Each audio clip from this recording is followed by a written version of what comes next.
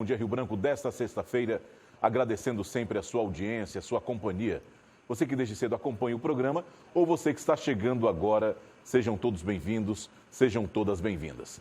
Eu estou recebendo aqui nos estúdios do Bom Dia Rio Branco o Rebouças, que é diretor de produção familiar, e o Brana, que é secretário de Agricultura do município. Rebouças, bom dia, seja bem-vindo. Bom dia, Brana, seja bem-vindo ao Bom Dia Rio Branco. E você me falava da Semana de Agricultura Familiar. Sim. Que semana é essa? Essa semana foi criada a partir de 2015, né? E ela tem o objetivo de uma programação acontecer ao final do mês de julho, né? Que é uma semana de celebração, de valorização daqueles produtores que diariamente, né, traz o alimento com qualidade e regularidade à população de Rio Branco. Então é aquela produção mais próxima da gente. Ô, Brana, como é que está a produção do município, hein? Olha, essa produção do município, a gente tem uma quantidade de produtores que trabalham dentro do Cinturão Verde aqui, que abastecem as feiras de bairro, que são mais de 40 feiras que nós temos distribuído. Interrompendo, é uma região? É uma região, é próxima da cidade, né? Que a gente chama de região periurbana, que aí está entre o urbano e o rural, aqueles assentamentos mais próximos, são os polos agroflorestais. Quer dizer, é essa região, do ponto de vista mais geográfico, que os agricultores trabalham a produção de hortaliças, a produção de frutas, né? Pequenos animais, pequenos e médios animais, e que abastece as feiras de bairro, os mercados e a SEASA. Então, essa produção é que a gente coordena enquanto Secretaria de Agricultura Familiar e Desenvolvimento Econômico. Rebouças, qual é a programação para a Semana da Agricultura Familiar? Bem, a programação está bastante intensa, né? Começamos na terça-feira, né, com um grande evento no SEASA, onde a gente vai convidar, e aproveita o espaço, todos os agricultores do município de Rio Branco para estar lá celebrando com a gente. A gente vai ter um ato de demonstração de equipamentos que nós temos disponível a esse público, né? Nós também queremos homenagear algumas pessoas que contribuíram com a agricultura familiar no estado e no município. A gente sempre um exemplo bem claro, né? Uma coisa que a gente vai fazer agora em memória é a questão do Dom Moacir.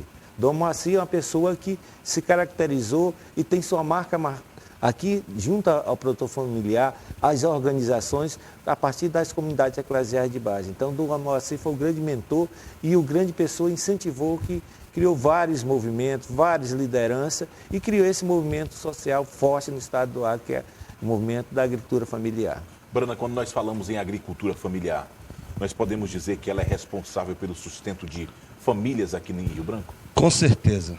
Eu diria, se o Brasil não tivesse agricultura familiar, nós não teríamos os alimentos nas nossas mesas. Por que é chamado de agricultura familiar? Porque é produzido em pequena quantidade, seria isso? Não necessariamente. Por exemplo, é porque envolve a família. Né? Por exemplo, meu pai era seringueiro, depois se tornou ribeirinho, e a gente trabalhava com ele na praia. A gente cultivava as praias lá em Boca do Acre, chamava a Praia do Navio, a Praia do Tambaqui, e aí a gente produzia tudo.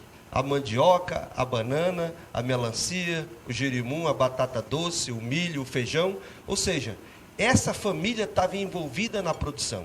E é justamente essas pessoas que a gente quer homenagear, quer fazer com que eles continuem fazendo esse trabalho, porque é justamente nesse trabalho que faz com que mais de 70% do alimento que nós consumimos no Brasil, e não vai ser diferente também no Acre e em Rio Branco, vem desse público dos agricultores e agricultoras familiares. Hoje, aqui em Rio Branco, são quantas famílias que vivem dessa agricultura familiar?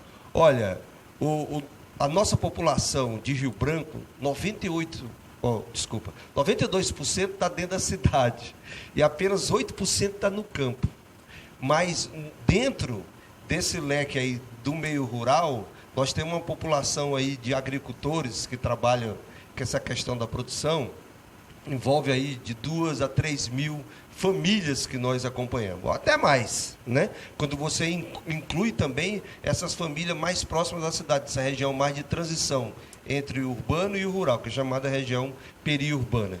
Então, é um leque de pessoas que produzem e que faz com que esse alimento venha para a mesa aqui dos ribranquenses. Agora, Rebouças, Quando o Brana fala em 2 a 3 mil famílias, Certo. como é que você, como diretor de produção familiar, consegue chegar nessas pessoas, nessas famílias? Ó, a gente, do município, a gente fala para as famílias, nós não temos, vamos dizer, chegar a todos, mas nós damos uma contribuição apoio, grande. suporte. E aqueles que vocês chegam, como é que é que a esse gente suporte? chega. A gente sempre fala que a safra ela tem 2 atuações. Uma a gente fala da porteira para dentro, que seria a questão da assistência técnica, dos insumos de produção, onde vai... Orientações. Exatamente, onde vai equipamentos, tá? Onde vai, podemos dizer, insumo do cultivo protegido, né? Orientações técnicas. E temos da porteira para fora, que a gente vai desde a questão do transporte da produção,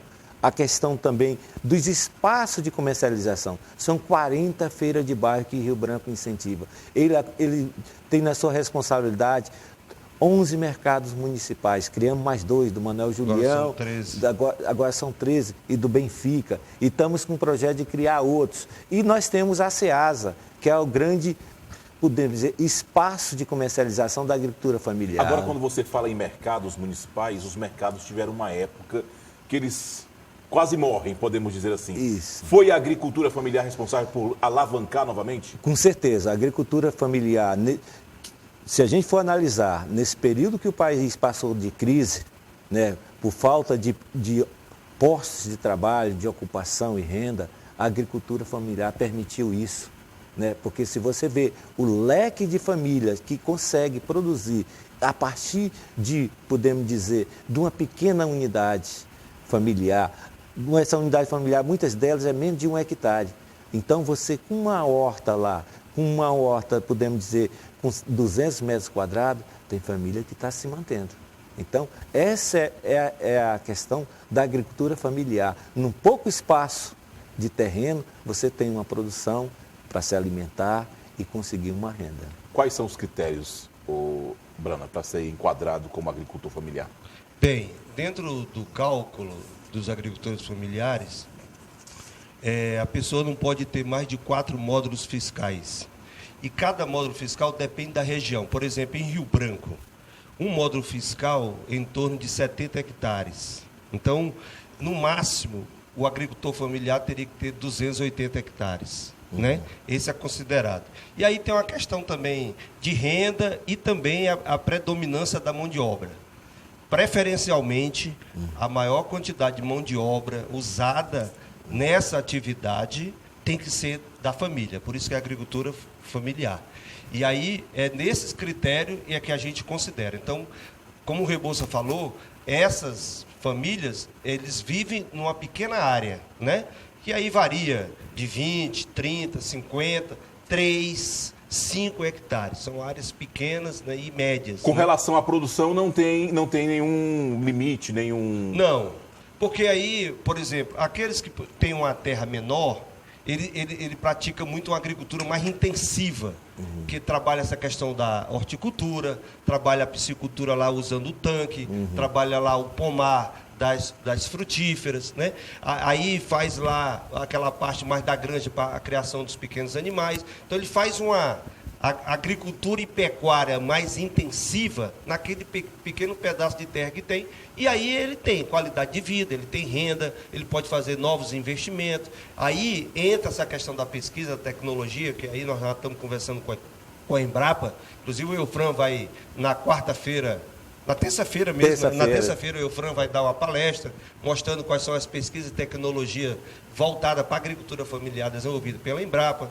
O Manelzinho da Cooperac vai contar a experiência de testemunho e trabalho dentro da Cooperac, como é que essa cooperativa há 18 anos está funcionando, como é que está trabalhando, que envolve também os agricultores familiares, ribeirinhos e extrativistas. Então, assim, nós queremos realmente fazer uma semana da agricultura familiar de celebração e homenagear algumas pessoas, como o Rebouça falou, o Dom Moacir, o Zequinha do Simpasa, o Sebastiano, o professor Rego. Mas o professor Rego é uma pessoa importante dentro do contexto do Acre.